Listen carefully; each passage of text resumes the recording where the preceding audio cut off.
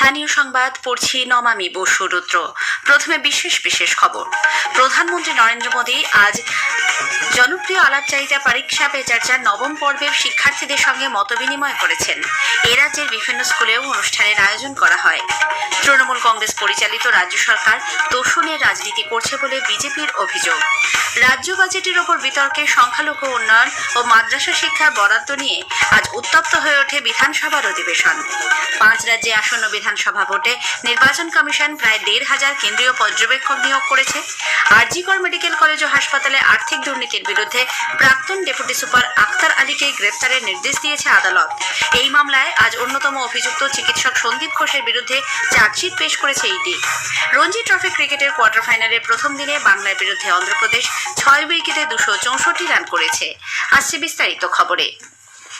প্রধানমন্ত্রী নরেন্দ্র মোদী আজ জনপ্রিয় আলাপচারিতা পরীক্ষা পে চর্চার নবম পর্বে শিক্ষার্থীদের সঙ্গে মতবিনিময় করেন। প্রকাশিত একটি ভিডিওতে প্রধানমন্ত্রীকে পরীক্ষায় চাপ ও উদ্বেগ কাটিয়ে ওঠার বিষয়ে শিক্ষার্থীদের পরামর্শ দিতে দেখা যায়। প্রধানমন্ত্রী নরেন্দ্র মোদী আজ পরীক্ষা পে চর্চার নবম পর্বে ছাত্রছাত্রীদের সঙ্গে নিজের মত ভাগ করে নেন। जिंदगी सबसे ज्यादा उत्तम बने, जीवन अपना श्रेष्ठ बने, अपना पूरा जीवन शानदार रहे, उसके लिए जीवन को तैयार करना है और शिक्षा एक माध्यम है, उस माध्यम के रूप में उसको करना चाहिए। এ রাজ্যেরও বহু স্কুলে পরীক্ষা পে চর্চা অনুষ্ঠানটি দেখানোর ব্যবস্থা করা হয়। पीएम श्री केंद्रीय विद्यालय बालीगंज प्रिंसिपल उत्तम कुमार बोलें, जब प्रधानमंत्री बच्चों को एड्रेस करते हैं इस तरह से तो डेफिनेटली एक अलग लेवल का मोटिवेशन है। हम तो बहुत भाग्यशाली है कि हमें इस तरह का सपोर्ट हमारे देश के प्रधान से मिलता है। पीएम श्री केंद्रीय विद्यालय बैरकपुर आर्मी स्कूलेर भारप्राप्त प्रिंसिपल हिमांशु शेखर राणा बोलें, প্রধানমন্ত্রী যেভাবে বাচ্চাদের চিন্তাগুলোকে শুনলেন সেটা সত্যি খুব মোটিভেটেড। স্কুলের এই সপ্তম শ্রেণীর ছাত্রী শ্রেষ্ঠ সিং পরীক্ষার ভয় কাটাতে এবং নতুন স্বপ্ন দেখতে অনুপ্রেরণা যোগানোর জন্য প্রধানমন্ত্রীকে ধন্যবাদ জানান। পরীক্ষাতে কিভাবে লিখতে হবে এবং বিনা চিন্তা পরীক্ষা কিভাবে সফল করতে হয় সেটাও বলে দিয়েছেন। আর স্বপ্ন শুধু দেখলেই হবে না, নিজেকে খুব পরিশ্রম করে নিজের স্বপ্নকে পূরণ করতে হবে। পরীক্ষা পে চর্চার পরামর্শ দেওয়ার জন্য অনেক ধন্যবাদ। তাসফিন নাহার, আকাশবাণী সংবাদ, কলকাতা। তৃণমূল কংগ্রেস পরিচালিত পশ্চিমবঙ্গ সরকার রাজ্যে তোষণের রাজনীতি করছে বলে বিজেপি অভিযোগ করেছে। নতুন দিল্লিতে আজ এক সাংবাদিক বৈঠকে দলের মুখপাত্র ডক্টর সুধাংশু ত্রিবেদী বলেন, পশ্চিমবঙ্গ সরকারের অন্তর্বর্তী বাজেটে তোষণ ও পক্ষপাতিত্বের প্রতিফলন ঘটেছে। ममता बनर्जी जी के नेतृत्व में पश्चिम बंगाल तुष्टीकरण की गहरी खाई में नीचे गिरता चला जा रहा है, जिसकी की झलक पश्चिम बंगाल सरकार द्वारा प्रस्तुत किए गए बजट में झलक ही नहीं, बहुत विद्रूप झलक दिखाई पड़ती। माइनॉरिटी अफेयर्स और मदरसे के लिए 5,713 करोड़ रुपए, इंडस्ट्री और कॉमर्स के लिए 1,400 करोड़। ডক্টর ত্রিবেদী বলেন, দেশ যে বিকাশের নতুন উচ্চতার দিকে এগিয়ে চলেছে তা কেন্দ্রীয় বাজেটে স্পষ্ট দেখা গেছে। অন্যদিকে মমতা ব্যানার্জি ও তৃণমূল কংগ্রেসের অধীনে পশ্চিমবঙ্গ ক্রমশ তোষণের রাজনীতির চাপে পিছিয়ে পড়ছে। রাজ্য বাজেটের উপর বিতর্কে সংখ্যালঘু উন্নয়ন ও মাদ্রাসা শিক্ষার বরাদ্দ নিয়ে তীব্র রাজনৈতিক সংঘাতে আজ বিধানসভার অধিবেশন উত্তপ্ত হয়ে ওঠে। বিজেপি বিধায়ক অগ্নিমিত্রা পালের বক্তব্যকে ঘিরে মুহূর্তের মধ্যে শুরু হয় শাসক ও বিরোধী শিবিরের তীব্র বাকবিতণ্ডা। বাজেট আলোচনায় অংশ নিয়ে অগ্নিমিত্রা পাল বলেন, চলতি বাজেটে সংখ্যালঘু উন্নয়ন ও মাদ্রাসা শিক্ষার বরাদ্দের জন্য প্রায় 10% বৃদ্ধি করা হয়েছে। তবে এই অর্থ প্রকৃতপক্ষে শিক্ষার উন্নয়নে খরচ হবে নাকি অন্য উদ্দেশ্যে ব্যবহার করা হবে তা নিয়ে প্রশ্ন তোলেন তিনি। এই মন্তব্যের পরই অধিবেশন কক্ষে তীব্র প্রতিক্রিয়া দেখা যায়। বক্তব্যের তীব্র বিরোধিতা করে মন্ত্রী ফিরহাদ হাকিম সংখ্যালঘু সমাজকে অপরাধী হিসেবে চিহ্নিত করার প্রবণতার বিরুদ্ধে কড়া আপত্তি জানান। তিনি এ বিষয়ে এপিজে আব্দুল কালাম বা কাজী নজরুল ইসলামের মতো ব্যক্তিত্বের উদাহরণ টানেন। পরিস্থিতি সামাল দিতে হস্তক্ষেপ করেন অধ্যক্ষ বিমান বন্দ্যোপাধ্যায়।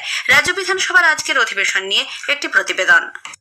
রাজ্য বিধানসভায় পাশ হওয়া অন্তর্বর্তী বাজেটের চরিত্র ও অভিমুখ নিয়ে বিরোধীদের তোলা প্রশ্ন অস্বস্তি বাড়ালো রাজ্য সরকারের।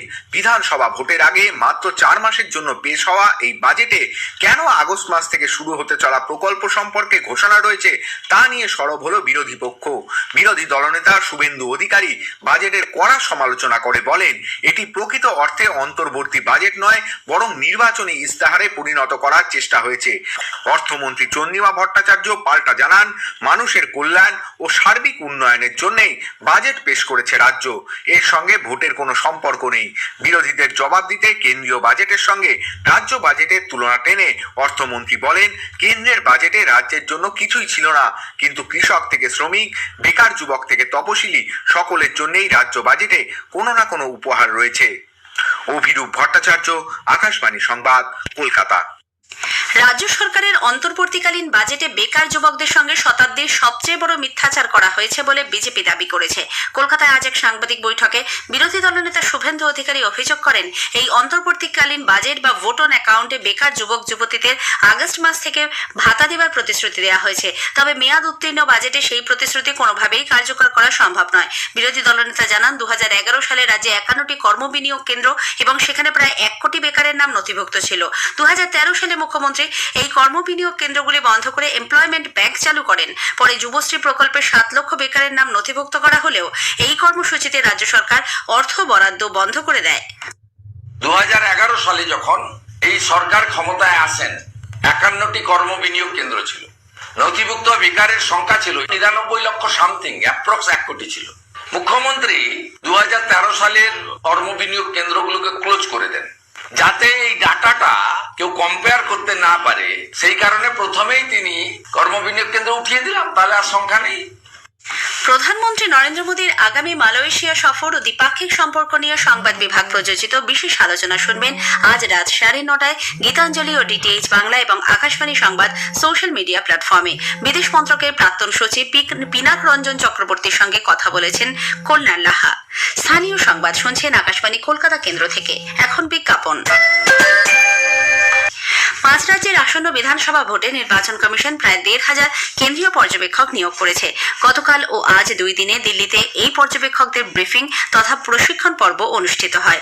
3 দফায় মোট 1444 জন কেন্দ্রীয় পর্যবেক্ষক বৈঠকে অংশ নেন। নির্বাচন কমিশন সূত্রে জানা গেছে, অসম, কেরল, পুদুচেরি, তামিলনাড়ু ও পশ্চিমবঙ্গে বিধানসভা নির্বাচনের জন্য এদের নিয়োগ করা হবে। ব্রিফিংয়ে 714 জন সাধারণ পর্যবেক্ষক, 233 জন পুলিশ পর্যবেক্ষক এবং 497 জন ব্যয় পর্যবেক্ষক যোগ দেন।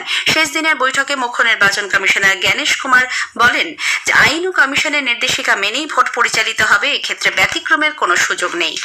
আরজিকর মেডিকেল কলেজ ও হাসপাতালে আর্থিক দুর্নীতির বিরুদ্ধে সরব হওয়া প্রাক্তন ডেপুটি সুপার আখতার আলীকে গ্রেপ্তারের নির্দেশ দিয়েছে আলিপুরের বিশেষ সিবিআই আদালত।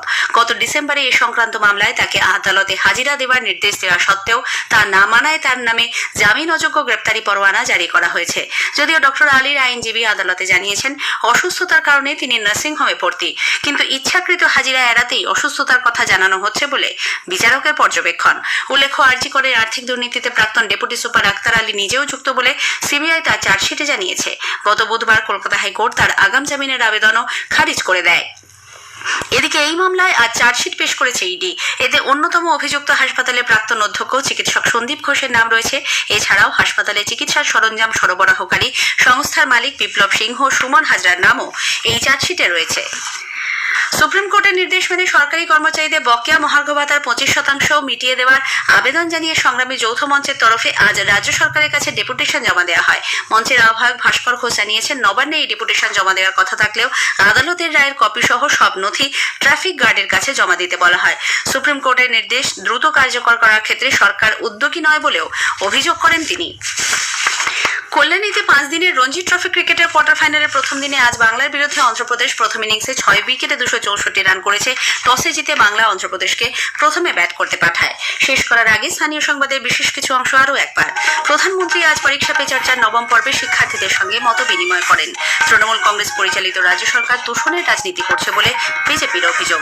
স্থানীয় সংবাদ শেষ হলো, এরপর খেলার খবর 8টা বেজে 10 মিনিটে।